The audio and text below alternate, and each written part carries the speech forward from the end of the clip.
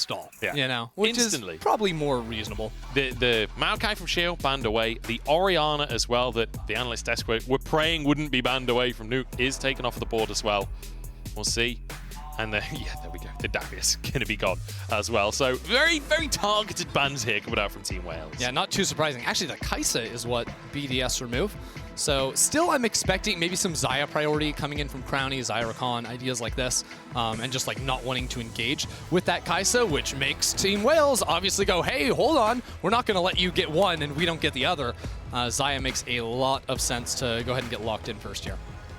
I'm curious if this is to set up for the Ezreal for Crowny, or if there's some alternate game plan being formed here, because I feel like we're on a patch where actually there are a lot. I was really surprised and a little disappointed that we keep getting Kaisa Xayah on this patch. I feel like there are so many viable AD carries, like the Ezreal we've seen a good chunk of, but like things like Ashe, Jhin even got a buff coming into this patch. So we'll see if we do get more utility AD carries or if it is these hyper carries that dominate for the rest of the team. Yeah, it is taboo to talk about Ashe with Crowny. So, you know, well, that's true. That's true. But yeah, you know what, Jhin, yeah, great idea. Absolutely love that. Where's no, Pong honestly, when you need him, man? I would love to see, like, you're going for like the more utility AD carry route. I feel like Crowny, like historically and earlier this year especially, was so good on like those hyper scaling ADs down on the bot side. So if you wanted to kind of ignore the early game a little bit more and pick something that scales really hard, that could be a good look. And Adam goes for Renekton. I will say, I don't necessarily think that the Renekton was a problem in the previous game. Like, no, it was I mean, a he still strength, solo actually. killed Sparta. Like, Yeah. he still had massive pressure in the top side. It's not like Adam wasn't. Adam was definitely winning top. Like, there's no two ways about it. It just means we're playing regular League of Legends, Exactly, which is less yeah. fun. So and, I it opens up, it invites the Cassante, of course. I'm critical from a I want to see fun stuff perspective, as opposed to a this is not good drafting perspective, if that makes sense. That 100% makes sense. I think that's something we can all get behind. Glory, of course, in the last game was so good on the Syndra that came on through. I think like mid lane priority is obviously taking a very big back step. Jungle as well. Saw this in the first series of the day too. There's a lot of pressure being put on getting your bot lane matchups, getting your top laners in there as well. But this very likely means that BDS are holding on to that counter pick for Nuke in mid lane, making sure he gets something very comfortable. And if it is, I mean, I think the Crowny Ezreal is a good pick for them. It is a little bit tough because the front line already is showing very tanky on the side of Team Wales. Now, I am expecting to see maybe a Viego ban come in this time. That was really strong on BJ, although maybe there aren't as powerful transforms for him this time around, so they might let that slip through. Yeah.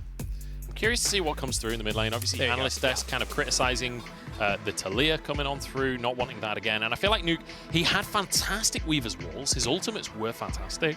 But the general combos, like, saw a lot of missed Ws, wasn't necessarily able to connect a lot of those combos in crucial moments. So perhaps something a little bit more comfort for Nuke as opposed to that Talia. Yeah, I'm thinking for BDS, if they can get something that fights front to back a little bit better as opposed to like a hit and run comp. I feel like Ezreal, Talia kind of want to move around in fights. They want a very like flowy team fight where they can make use of the Ezreal jumps, the Q poke, you know, Talia working around on the worked ground as well. It's a little bit tougher to just full-on front-to-back team fight, especially because like Team Wales, like Xayah, that's exactly what she wants to do.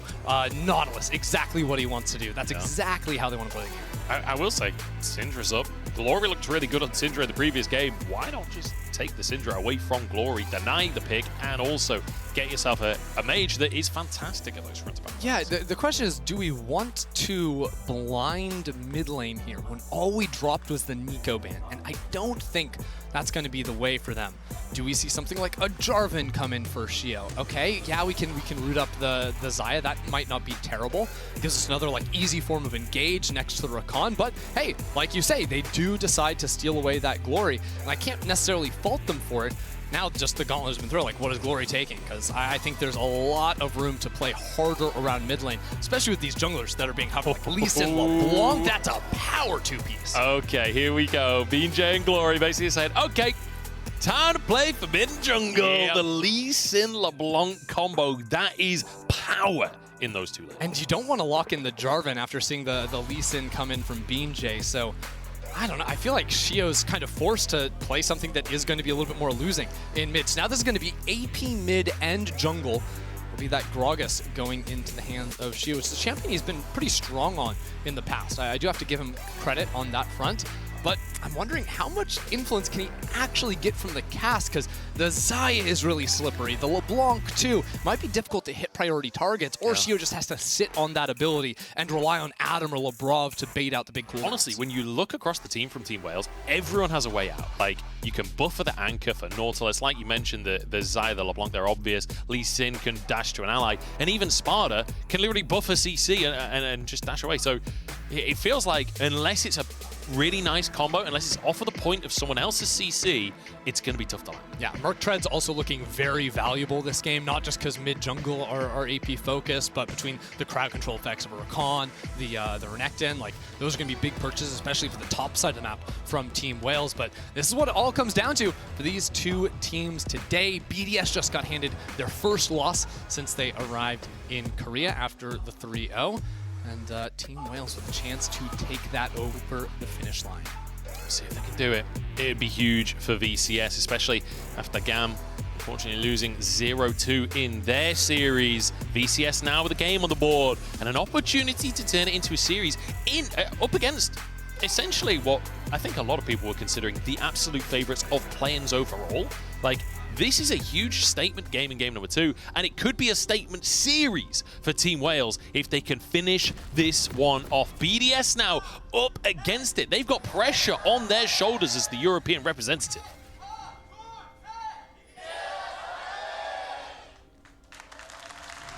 And as the European representative coming into the play-in stage, that loss, another loss here, would bring very, very unwanted flashbacks to some of the LEC representatives in the past in the play-in stage. I don't want to see the Reddit thread. I don't we've want to see struggled it. a little bit. This is a must-win for BDS. It certainly is. It certainly is. We'll see if they can finish this one off in style. When they win, though, they dominate a lot of the time. And I feel like this series so far has been kind of reflective of the Golden Guardian series as well, where game number 2, it didn't feel as strong. Like, that was a comeback win in game number 2 against Golden Guardians. Felt like they fell behind a little bit in the early game and had to reach for straws to get back into things. Perhaps game number 3 can feel a little bit stronger for them again, just like it did against Golden Guardians. I think what we really saw was that neither team, BDS towards the end gave up the fight, but I think like over the first like couple Barons, they did keep things very close. The Baron power play did not end up meaning too much for Team Wales. BDS also had a pretty solid early game. Shio had nice early pathing, and once again, BDS have that early ward. Adam dropped that on in there on his way to lane, so BJ is going to be fully spotted out. And for a guy that loves to look for those level 3 ganks, he has not been able to find those opportunities today, because every single game starts with level 1 ward for BDS. It certainly does. I just want to say as well, isn't it glorious to see Glory in the mid lane with Electrocute and Corrupting Potion instead of a bloody longsword, instead of fleet footwork, none of that stack shiv nonsense. We're back to actually LeBlanc playing like a LeBlanc. Yay! We did it, team. We got there eventually. I like it, you know? Does mean, of course, no attacks. Not going to be packing a punch. Does mean you have to jump into the entire minion wave to clear it away instead of auto-attacking one time and all of the range creeps are down. It's pretty a big nerf to the champion, to be sure, with some compensation, of course, and into the Syndra matchup. There's a lot of ability to set up for plays around the mid lane, especially with that Lee Sin for BJ. Dude in the jungle just said, hey, played a couple games with Viego, had a fantastic game too, give me the lead. I can take over early, and already we're seeing that. Look, hovering around mid lane instead of doing the bot side camps, but I believe he was seen out on an early ward from BDS. Glory dodges away from the scout of the week, jumps forwards though, and Shio sees that as an opportunity. The wave is in an awkward spot to get the body slam. Glory with some fancy footwork. He gets a little bit of damage back onto them. Did lose a chunk of health though. Does make this lane a little bit tougher. That was nice. I thought for sure that's just going to be a flash blown there from Glory, but gets on out of there. He's been looking good in this series, honestly. The laning phases have been really solid. And now a flash forwards onto Crownie. He's going to force the heal out, but that's about all it'll get. It's nice to see VA feeling a little confident now. Sees the angle to go for, especially just trying to soften up this lane. Get a summoner spell out with BJ on the prowl, then look for the re-engage. Unfortunately, only got the heal. Yeah. Did cost the flash, and SP actually not have the, don't believe there is Hex Flash. Hex Flash, that's the one. It's a little bit harder to repeat around there, but does have things like the minion dematerializer and the stopwatch for all-ins a little bit later. Yeah, opting away from the Hex Flash. Surprising to see on a Nautilus, but not unheard of. As Glory actually running all 3 D-mats, just try to clear waves ASAP, get himself reset and get some gold. But a great start to the lane, almost 10 CS lead now at this point. There is a lot of minions there for Nuke to get farming up, to catch up a little bit, but a good start certainly, as Adam looks to get onto Sparta, but denied. It's actually interesting because I think the DMAT tech that we were seeing on LeBlanc previously was all to just make it so that your auto attack, the static shiv proc, could full clear the ranged minions. I think you need 2 stacks on the melees, but hold that thought because BeanJ's around the top lane, just making himself known up here. BeanJ making sure that Sparta can crash this wave in, might end up going for a reset, but Adam perhaps try and hold this one for now. Looks like he will get underneath the tower, but no, good positioning from Adam to try and contest it. Sparta realizes he has to stay, he has to keep pushing that one, and then Adam clears the wave. Look at BA off the reset, runs to the top river. Potential angle into Nuke, but at best you're trying to get a flash there, and he doesn't have the flash to combo. Now she up into top lane. Sparta's really been trading aggressively here. Adam has the stun. Stun available. Sparta gets the knockback at the same time, but Sparta forced the flash away there. Shio burning the flash in the top side. Bia is here. They could try and find something here. Depends on the recalls, the timing from Shio. Sorry. But no, they'll not pull the trigger in the end. I gotta say, this feels like a nervous game from both teams. This feels like a little bit like tiptoeing around each other. We've had an absolute slobber knocker over game number 2. Now in game number 3, we're taking it easy to start things off. It's like everyone's kind of looking for an angle though, right? You have like the roams into mid from the supports, then into top. Like Bia is just not even laning at this point in the game. Rob just putting down some early vision. It's a very different vibe in the early game to what we saw in our first game of the day, where they're you want some literally action? diving between I'll give you tier some 2s. action. Artemis takes a chunk. Shio's moved down to the bottom side, but Nuke is here as well. Bia just gets onto the tower. Scatter the Weak won't find its mark. And, I mean, the attempt is there. I like the idea, but, I mean, this is the thing we were talking about. Everyone on this team is so slippery. This time around, actually, Shio can't really start up the Dragon. It's actually a little bit tougher on the Gragas, especially because this is going to be Shio going for the one-pop build, so it's first strike, got a little bit extra money when you went for that topside gank. It's just going to be building full AP. Yeah, I think a lot of people think of Gragas as like this tank character that's going to set... No. Shio's going to one-shot people. Yeah, Shio's going to do a lot of damage. There's going to be at least once this game, unless BDS just kind of stop playing like they did towards the end of game 2, where Nuke is just going to press R, and then Shio's going to press R, and someone will be dead, quite simply. Or Crowny throws the ultimate in. There's so much burst on this BDS team, but it means they have to navigate the team fights pretty carefully, I would say, because it's very easy to overcommit in, especially on that AP Gragas. And then you're just getting insta-popped by, you know, the feathers rooting you down, the Nautilus. It gets very annoying. So let's talk about the next couple of minutes of the game, right? Because we've got Herald coming up in about 40 seconds time. 175. Oh, what a prediction! And the Featherstorm is there as well. The flash for the root. Artemis and BA take a bow. That was glorious. Oh my God! What did BA just do to the man? The absolute read on the hook. Crowny jumps straight into it. Some nice feather play with the ultimate from Artemis as well. I mean, look, it was getting a little quiet for a second. You wanted to talk about the next few minutes. Nah, Artemis and BA are taking over. And they did the exact same thing last game. When topside was neutralized, which it has been again, they just dominate. And it might not be neutral for long, honestly, because Adam is getting ganked by BeanJ here. Kick available for BeanJ. He wants to go for that. Has vision right now. Pulled over the wall, kicked back and taken down. Team Wales, 2 kills across the board. Phenomenally played by them. BeanJ finds the long loopy path. Bot side's rotated up here, so they're going to take the Herald. Rob can't do anything. Good bot side vision control. Denies the gank in mid while BeanJ was looking top. This could start running away from BDS. I'll be perfectly honest. Especially with that Herald, if you just donate that over to to the Zaya. Artemis is gonna be absolutely feeling it. And these are the kind of games where when plays like this are happening one after another, it can start to get to your mental a little bit. Because the play down in bot, that was just like, oh, yeah, that was beautiful bit of footwork. He's still got flash available. He's not even going to use it. He has no fear in his heart. Like, an incredible hook onto Crowny. They outplay the bottom lane. They get the kill onto Adam up in the top side. They get advantages on both sides of the map in short succession. Like, mentality-wise, this is going to be feeling fantastic for West. I was going to say, this is going to be really frustrating for BDS, because you have Crowny where that's just a mechanical blunder straight up, straight in to that hook.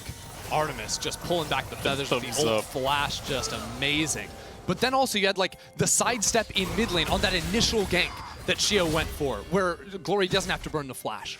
Then you have that other one with VA in mid. You have Adam dying in topside. Every single player in BDS has had a moment where they've just been outplayed mechanically, and either it's resulted in kills or it's resulted in them not getting any. And I think their real only claim here from BDS is that Adam's got one solo plate in topside. Crowny got another solo one in bot side, so the gold isn't so bad after those first 2 kills. It's not so good either, though. 1,000 up in favor of Team Wales. It's feeling good. I think a lot of fans at home over from Vietnam going to be biting their nails in this one, watching their team go up against arguably the favorite of play-ins. They managed to find game number 2. I'm not sure a lot of people believed it was doable, but they've proven that belief wrong. And now looking good with the lead in game 3. BDS, though, they love to stack these Drakes. They're yet to get one on the board. Glory had an interesting position there for a second and just walked straight up into BDS's jungle, but nope, gonna take the quick reset from Bean J. 10.5 minutes in, no dragon. Is this really a BDS game? Sure doesn't feel like it.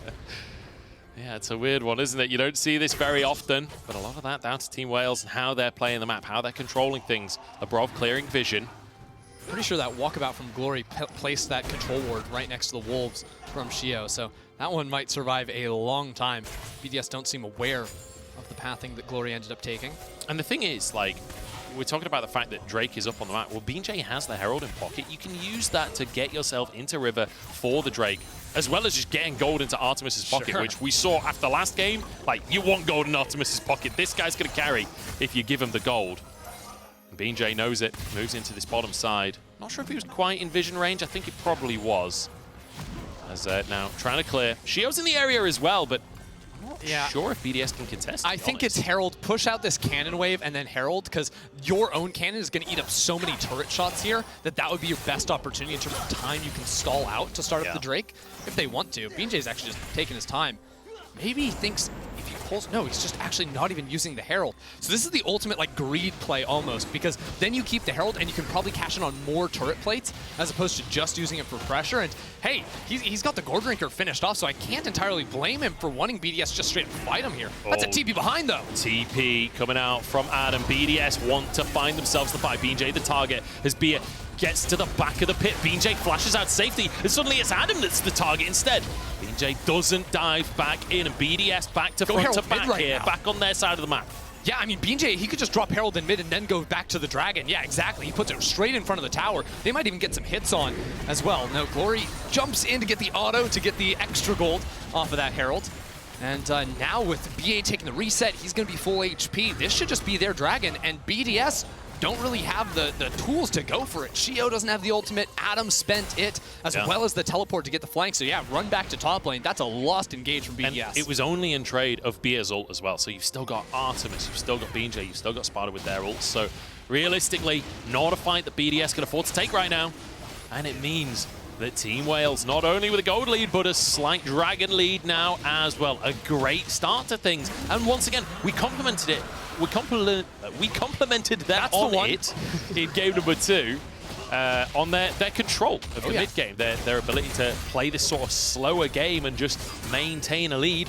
It's looking good in game number 3. We haven't even seen them set up for picks yet, because that was really impressive. Between BA's Nos like flashing over walls. Yeah, they had the Kaisa, which simplified things for them. But now you have the LeBlanc perhaps to follow up on that Nautilus engage. So it's a different pairing we might see, sort of running around, spooking everyone on the map. but it's still a very, very powerful one, especially once we get some items online for Glory. Maybe we get Artemis going for a Gale Force to be budget Kai'Sa. Hang on a second. Sparta goes for the all-in on the top side. Adam's in trouble. Sparta forces the flash, and Dominus comes out at the last second as well. But Sparta, I mean, he has warmed up over this series. I've never seen like an evolution throughout a series like this. It's great. He was just Kassanteing all over him. I love Cassante. Oh, man. Adam thought he was winning that fight. Absolutely not. Nuke turns it. Glory's been found. Dodges away from the W, though. Won't get the full combo coming through there. And it feels really tense. It's 45 seconds until this Herald comes up, and it feels like both teams will want to fight for this one, but I feel like this Lee Sin from BJ is doing a lot of the heavy lifting of this early game. Like, they don't want to fight him. Everywhere he goes, Shio, it feels like he's kind of shadowing him. Doesn't really want to commit. Yeah, he's really strong. He's got a level lead. Both BJ and Sparta just went for the Merc Tread purchase, so that's fantastic against BDS's comp, so setting up for a fight here. At the same time, Shio, stopwatch available, finished off the Night Harvester on the latest reset, so the gap isn't quite as extreme items-wise between him and BJ anymore. Really, it's going to be the levels where he finds the hurt just ever so slightly. And a quiet one here. To round out our day, this is our final game of the day as well, and both teams, they know it's their final game in the upper bracket if they can't connect a victory here. So far, Team Wales, a fantastic start, but they've got to finish it off with BDS. They showed us already in the tournament they can win comebacks. They did it in Game 2 against GG, and they do it here against Team Wales as well. So both Nuke and Glory have teleports available. Nuke's got some nice damage down onto Glory. Does make things a little bit awkward when we're going into a Herald fight because you can't always get the perfect teleport location, especially as a mid laner. Yeah. The fact that Glory has the mobility to maybe reposition favors him ever so slightly. I don't think either team wants to start it up, though. BDS has the mid prio, BDS has the top prio, but Team Wales are overall stronger. So how do you really reconcile with that? Well, you play for the Scuttle Crab. You take things slow. BJ just styles on Shio, and now here comes the TP Glory. TP coming in here. It's Glory joining the play. Lock up, but Glory still gets out with his life here. It's just the clone that's going to go down in the end. And now Nuke teleports into mid lane, so options to re-enter the fight with the Leandri's complete. Crownie's pretty low on mana. It's still not the freest objective, but they are going to kick it off. It felt like that was a positive TP with the flank there, but Glory actually just gets burst out, and now it feels like BDS have the advantage off the back of the TP. Yeah, they were ready for that teleport to come on in. And yeah, BJ, you got to channel the resets here. Glory just can't re-enter the fight. Team Wales were stronger, but a misstep on that teleport position, I feel, like I was talking about, kind of hard to get those flanks off. You need a little bit more distance between the enemy team or you just get popped. Yeah. Especially when they know where you're teleporting, like, this is a composition from BDS that definitely has the ability to target CC and just one-shot someone, so you can't really afford to go the way that he went. Yeah, you're also, on the LeBlanc at this point in the game, you're more stacked into points in your W as opposed to your Q, so it's a little bit harder. Like, later in the game, you can W forward, QR, get a lot of poke damage, and snap back. At this stage of the game, you got to be, like, double Wing in, so that puts you in a lot of risk of just being chain CC'd and popped exactly like we saw right there. See what Team Wales can do to regain control, because I feel like that was a crucial moment in the game for BDS, right? It felt like slowly but surely, Wales were like eking these little advantages out time and time again. This Herald will kind of reinvigorate BDS a little bit, get a bit more confidence back, see what they can get with the Herald. In the meantime, though, Team Wales, they don't feel like they need Herald. They're going to be able to get this bot tier 1 just with pressure. It's time for a Dragon. BDS just took a reset on Crownie, and that cost them bot lane turret, mid lane turret very, very low. But it does mean coming into this Dragon fight, he's feeling very strong. Everyone pretty even in items across the board. Yeah, Team Wales are 2K ahead, but first items all completed. It's really just components that are going to be separating the two. I felt a little bit close there. BJ gets out with his life. And I've got to say, and I hope you're right, I hope we get a Drake in 5 seconds. I'm channeling my inner LPL, desperately trying to divine a fight out of this situation. It's 2 kills on the board at almost 20 minutes. So Sparta just channeled Recall. There's double teleport wards. He's just TPing into mid lane, as a matter of fact. That turret is falling. Just in the thick of things, but hey, the whole team's here. Adam's been found, but they don't use the ultimate from the Cassante. Knockback is going to be enough, though. Adam low on HP and taken down. Team Wales once again, 3 kills on the board. The hat trick there for them. and perhaps could find the second Drake for themselves. They're building advantage after advantage, but BJ just gets jumped on. He still gets out somehow. The charm, the stun is there. The kill is there. Traded 1-for-1, but Wales still with the advantage, but health bars are low, actually. Glory gets a root, has to dash away. And maybe they actually, I think BDS get the Drake. I mean, respect to BDS finding an angle there. Yeah, I think BDS take Dragon. Team Wales look for that mid lane tier 2 turret on Artemis. That would be even more gold he's able to secure. Adam just gets caught out in mid lane, but respect to BDS for finding an angle, seeing that BJ was split away from the rest of the team and knowing they have so much burst between the Gragas and the Syndra. They can just pop them quickly. Yeah, I feel like B&J counting his Wales before they'd hatched there. Steps a little too far forward, thinking perhaps BDS were backing away. Let's take another look, because I feel like Adam a little disrespectful here. Honestly. Yeah, just walks up for the turret. He saw the teleport, so I think he assumed Artemis and like no one's running up mid lane in that situation. If you're teleporting to catch that wave, surely you're coming from the river, and then he's probably fine. Here you have it. BJ turns right around and gets that kill, or gets killed. Yeah, BJ goes down from the ultimate as well.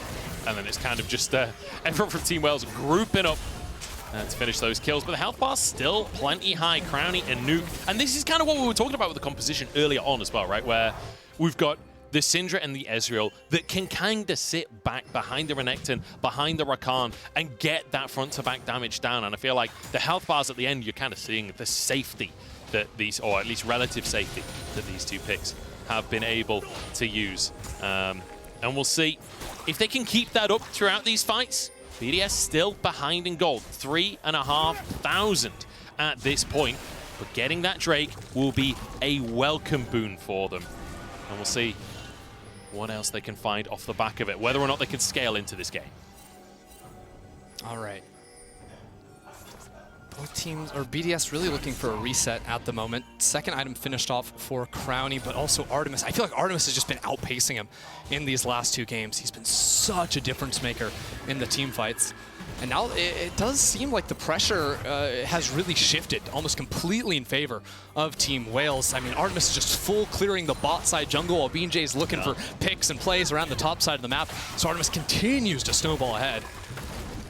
Root almost lands onto Shio, not quite. And I have to say, I'm impressed by Team Wales in their sort of flexibility. Oh no, that's a stun, but Glory dodges it. Beautifully done. Bit of fancy footwork and a bit of fancy distortion work. Mercury treads makes playing this game really unfun. Nuke scouts out B&J. Does see the particle traveling over there, but yeah, I mean, 4 Merc treads from Team Wales. Feels pretty good. What are you gonna do? Like your pick options just aren't really there, especially because tied into the slipperiness, like Lee Sin, LeBlanc, you hit them with any amount of CC, they're immediately snapping out of there with the W dashes. Yeah, absolutely.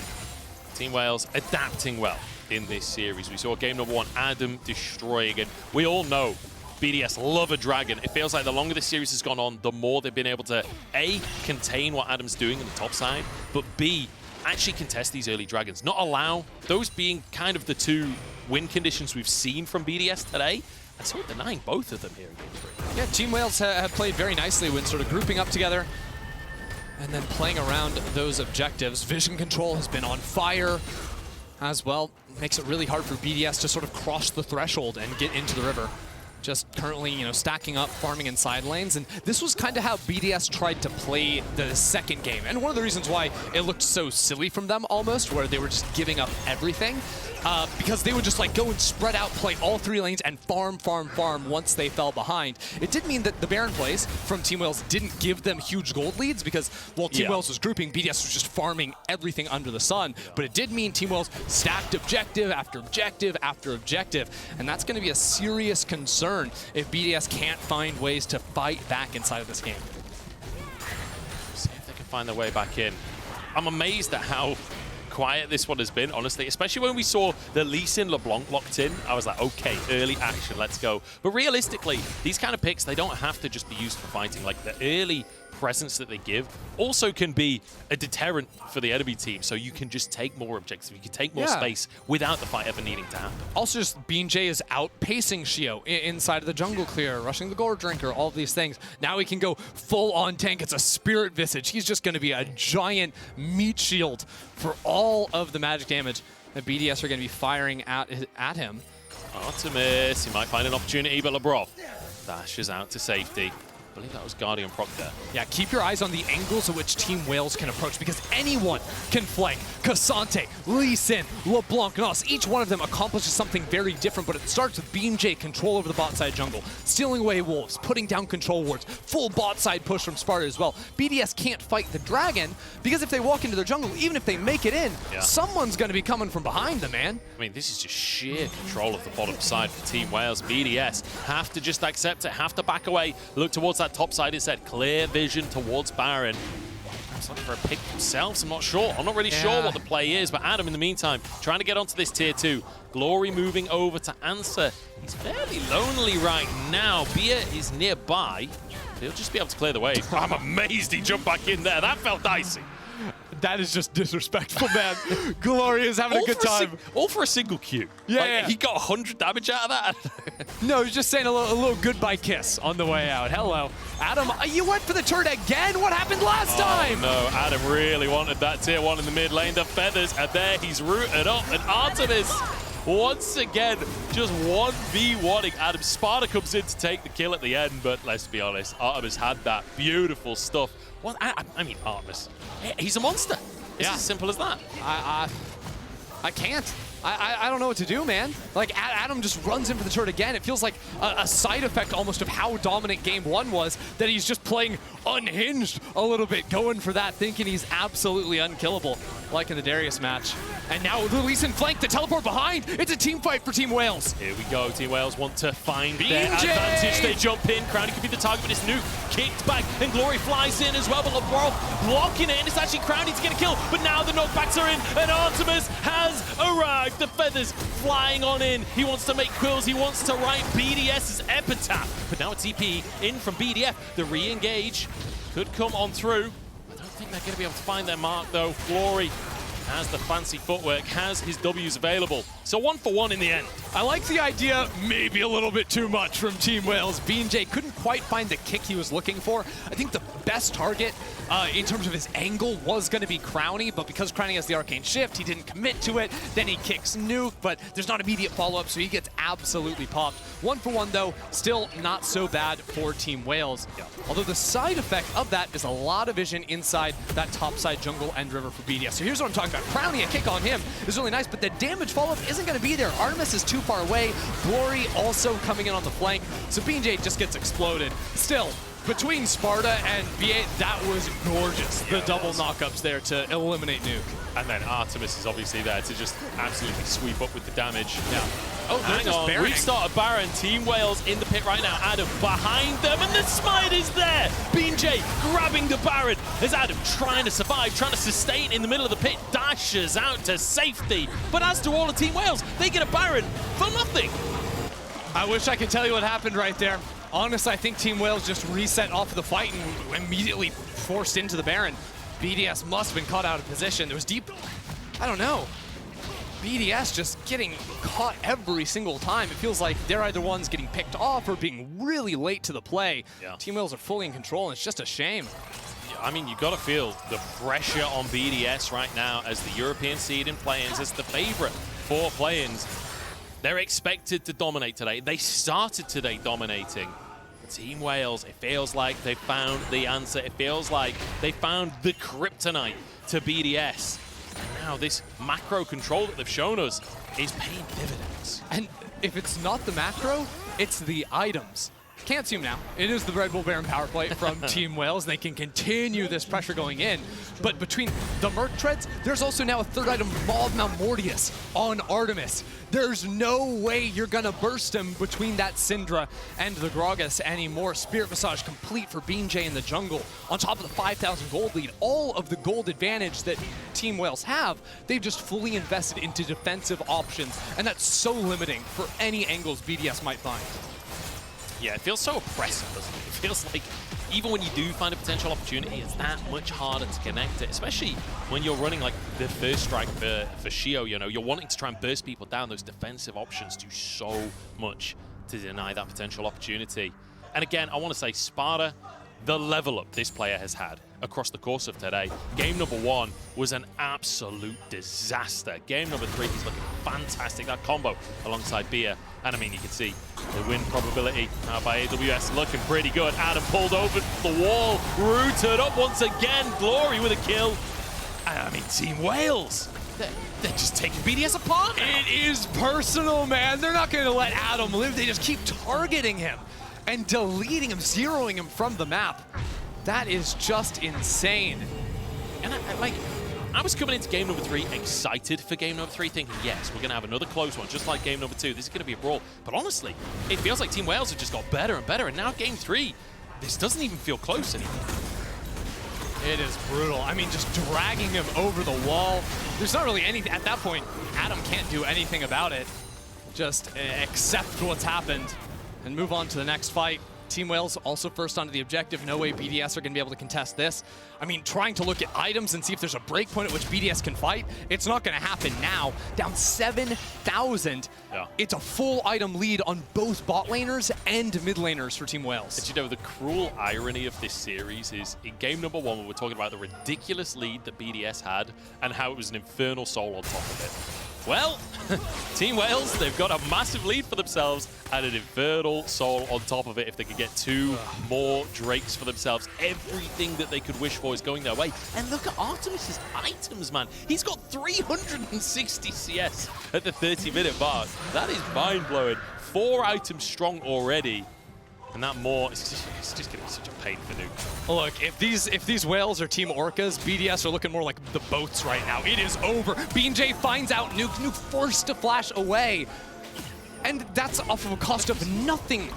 BJ just playing bouncer in the mid lane, not letting them move back, not letting them take the control of the space. Adam will look for a tower in the bottom side. I mean, it's a tier 1. You get a flash just for walking at the man. If you don't all chat XDD, I don't know what you're doing on BJ. He has just been disrespecting, owning BDS, forced into their jungle. It's just full-on despair o'clock from BDS. That's brutal. We need a miracle. And you know what? In the last game, we almost saw that miracle. Crowny went absolutely insane when he was around the Nexus, getting everyone so low on HP. But then Glory went insane too. Yeah. You know, BA went insane too. It feels like there was so many moments of like, yes, Crowny's doing so well, but so are Team Wales. And we need to see some kind of miracle, some kind of outplay if BDS are going to come back in this one. I mean, maybe I'm just a doomer, but I don't see how Ezreal can effectively deal damage like against this front line. It's tough. Yeah, they've specced a little bit more into magic damage, so maybe BJ isn't as tanky as he looks. That health bar is pretty massive, but there's not a ton of armor to back it up. But like, Ezreal needs to find ways to hit the priority targets, and BDS's own front line is pretty malleable. You know, Adam's the tankiest dude, and he's getting popped in the fights. He's got insane healing, don't get me wrong. The Gore Drinker plus Q-Proc in the last fight was ridiculous. But I don't know, LeBron and Shio kind of have to wait, have to play back. There's not the front line to give space to Nuke and Crowny that Team Wales have at their disposal. And I feel like we talked about Nuke and Crowny as being like being able to do safe damage front to back, but that only functions if Adam is ahead. That only functions if this Renekton is a real threat, which he's not in this game right now. We're getting real cheeky with it. Shio sneaking on forwards. Glory could be in trouble. Lebrov's moved over. He's been spotted on a control ward. Shio still not spotted. They found their opportunity. They found a shutdown to go into the pocket of Nuke. And this is 20 seconds before Baron. I think this might be BDS's best shot. Push out top wave, get on this Baron. 50 seconds to the respawn on Glory, and he will have teleport, but that gives him a 35-second buffer to play with on this objective. This would be unreal if BDS can come back now. We said they needed a miracle. They needed to get creative, and get creative Shio has, finding the pick. But BJ is in the area. Sparta moving forwards to try and buy space for his team. Keep your eyes on Artemis or on Adam as he's kicked back into the fight. The stopwatch is there though, as Bia could be going down here. Gets the shield, gets away, gets the CC. Adam finds one to answer the play, but Artemis will take him down anyway. Double kill for the Bird Lady, and Baron next on the chopping block. Crowdy could be in trouble. He actually jumps forward. He jumps at BJ, but into the pit they go, and Sparta trades places. Baron still going to 7K. Shio has to try something. It's down to 5,000. They have so much burst. Team Wales are going to pull off the objective. They know they are dominating. And Shio, I mean, they're trying to sneak it, but there's wards in the pit. What is he doing? He's got to flash on out of here. It is falling apart for BDS. At least they didn't lose the Baron. It could have gone worse in theory, but my God, that felt close. But what are they doing, man? Like, you gotta turn and fight there. They have 3 people still hitting the Baron, while Team Wales are just killing their front line. Shio's been spotted on the ward. He's completely blind. He wants to try and get into the pit. It's too little too late. Baron taken for Team Wales now. 3 Drakes already, with the next one spawning in a minute's time. Everything they could want is in their favor. Artemis is practically full build, and his last item is a stopwatch, so it's a GA, more valuable actually. than most. Yeah, he just finished it off. I mean, look, BDS, the right idea. Shio sets a tent in the enemy jungle, finds this pick. Glory is gone. They have 35 seconds on the play, but then, what are you doing? Adam and I think Labrov enter this fight, but Crowny, Nuke, and Shio just sit inside of the Baron pit. They're hitting instead of, I guess Crowny looks forward there, but they need to be able to actually turn and fight instead of just being stuck in the pit. There wasn't a collective decision to turn, it felt. And now they have to run away to the top side. Artemis is free hitting. You have to jump on Xayah or you can't play a front to back. And now the Baron power play for Team Wales. The 4th, I think, Baron power play for Team Wales across the course of the last 2 games here. They've got a huge gold lead. Drake up in 5 seconds time. Shio trying to get cheeky onto Glory again, but Glory's getting even cheekier onto Shio. This is a good chunk of his health for it. Dragon's been started up here. Soul point for Team Wales. BJ and Sparta looking for that flank option on the top side. But now the rest of the team regroups. They can't force a fight. They're going front to back. TP comes in. BJ stepping forwards. It's just going to be a 50-50, and BJ wins those. Now the all-in onto Crowny, but Sparta might have gone too far on this one. He gets out with his life, though. And the Infernal Soul's taken. If no kills go down, Team Wales are over the moon with this play. They also beat BDS to this wave in mid lane. If they can save those ranged minions, there's a cannon there, too. They're just going to delay. Maybe get some pressure down on this inhib tower. BJ still has his Dragon Rage available, so you've got to be careful if you're Nuke or Crowny in this situation. BJ will pull the trigger on that kind of play. And once again, just great control from Team Wales. Now with Soul on top of that Baron, they are feeling fantastic. They are feeling on the cusp of taking this upset against the LEC 4th seed. Sparta, Glory, Artemis, all level 18.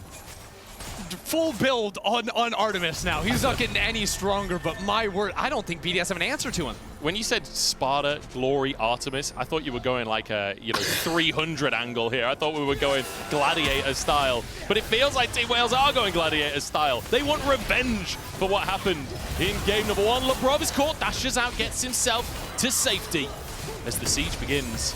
Only playing for 1 lane right now, Team Wales. Yeah, they're going to have to send Glory, I think, to pick up that top wave. It slows down. I feel like, yeah, Team Wales haven't been able to generate too much off their Baron plays, but it doesn't matter because eventually BDS are just forced to fight them. Now with the Infernal Soul on top of it all, Glory can look for just insane poke damage. That was just AQ. No R duplicate involved there whatsoever, but oh, nice attempt from Shio to turn. Glory's just too flexible. That's tower going down. His name is Artemis, Maximus, Meridius, Decimus, whatever the name is in that film. And they've taken 1 tower down. But again, it feels like every single time we see a Baron power play from Team Wales, my criticism is they're not really able to get that much off of these Barons. It doesn't feel like they're using the Barons to great effect as BA looks for the chance. Crowny, that's his flash gone. You know, maybe it's unfair to say they never look for the chance, but it just narrow misses sometimes. No, I think that Team Wales have been a little bit overly patient with their Baron plays. At the same time, they feel they have the scaling, they have the stronger team fight, so can't fault them for not necessarily wanting to throw it all away at a moment's notice. But we saw very similar things in the last game. Maybe something to eye as we look later into this tournament, but for now, you just continue to push the foot down. I do think as well, like, you know, spending my year commentating JDG, you become impatient. It's you know? it's valid. Like when they get a Baron, they win within the next 3 minutes of the game. So it builds some kind of conditioning there. So I maybe just need to hone that in a little bit. Team Wales, we usually wait for the third Baron before we look to end the game. It's just really rubbing salt in the wound to BDS. Like imagine, you've actually lost the game by like 28 minutes, but then you're forced to stay in the server for 20 more minutes, losing fight after fight, Baron after Baron after Dragon. Meanwhile, they just build more MR. I don't know, I'd be tilted. Yeah, it's a tough one. It's a tough one. BDS, you know, this is a double Olymp. They still have the opportunity to make it out of this bracket, even if they lose this game. But they certainly would have been coming in today with expectations of winning, right? They are definitely the team that should be coming out of play-ins with the expectations of finishing play-ins, you know, of making it into the Swiss, joining their LEC brethren. So far, it feels like Team Wales might just have their number. It's a disastrous place to be for BDS, a team with such expectations after beating Golden Guardians. I appreciate that you have so much faith in BDS. I can never be too sure. I always have my doubts coming in internationally because it is just such a different game. It is.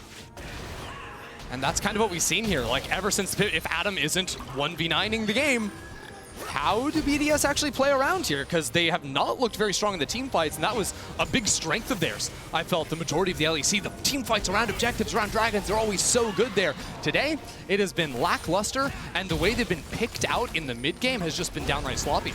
Yeah. I've got to say as well, Artemis has been so good. Like, his positioning in the late game has been phenomenal. His team fighting is fantastic. Even the plays like, you know, him and Bia essentially just 2v2ing Crownie and Labrov, finding the kill early on. In a matchup, you know, that it's not necessarily easy to just find simple kills against an Ezreal, against the Rakan. He still managed to find that opportunity. And now BDS, they want to contest this Baron. It's Team Wales very much in control for now. Yeah, oh my lord, look at the damage, Labrov. If that chain lands, that's the end of Labrov. Yeah, but now that forces a reset, right? So they can maybe hit the Baron, see if they can tempt out a fight. It's always going to be this dance from Team Wales. The mid-pressure into Baron, and then always looking for picks over the wall while in between. They don't actually have a control ward in the pit right now, 5K. so full vision here. BDS go in! It's Artemis! But Shio can't find the steal. It's taken, as is his life. And now Nuke chased down. Labrov on the scene as BJ trying to go further forward. It's going to be a double TP. The TP's in from the solo laners. The hook is there. Glory on the backside, looking for Nuke. Goes golden to buy time for his team as everybody charges on in, and Artemis remains untouched. Adam goes down as Sparta finds his redemption. It's glory across the board, not just the mid laner, as Sparta gets the 3 out of 300 with his triple kill. The tenacity from Team Wales today, after the humiliating defeat in Game 1, grinded out both these two games, hard fought to the last breath, but Artemis has been unstoppable in the fight, and Sparta delivered the final punch. What a beautiful victory for Team Wales. The upset of the day easily. And I mean, look at that. Look at their faces. They're so happy, and rightly so. Well-deserved happiness off the back of this upset. After how game number 1 went, to see this result and to see game 3 happen in such a dominating fashion, it just feels fantastic for this team. Slow and steady wins the race. Team Wales Absolutely. rebranding to Team Turtles after this one, right? It's just, but it's like, it's the spiky shell. You know, anytime BDS tried to do an attack, they're, ow, that hurt. You know, just jumping straight into it. And yeah, absolutely take a bow after that one. Yeah, they're literally just Ramosing all over the place.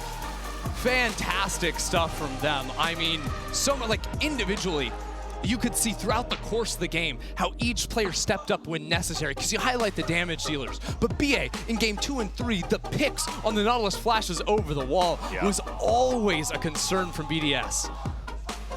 Fantastic stuff. I mean, what a series from Team Wales. I'm not sure what that face was. I want to see it again. I hope that's in the replay package later on. Phenomenal stuff. As I mean, I'm kind of speechless, honestly, because I feel like it's not just like, it's great for Team Wales, it's also like, where did BDS go across the course? That's what I want to know. Like they sort of vanished. They lost one Baron fight in game 2, and then I don't know if the internet died or what, but they just gave every objective, and they did not feel the same ever since that moment. And I think we all know our Oppo player of the series. I don't even need to say it, but I will anyway. It is, of course, Artemis.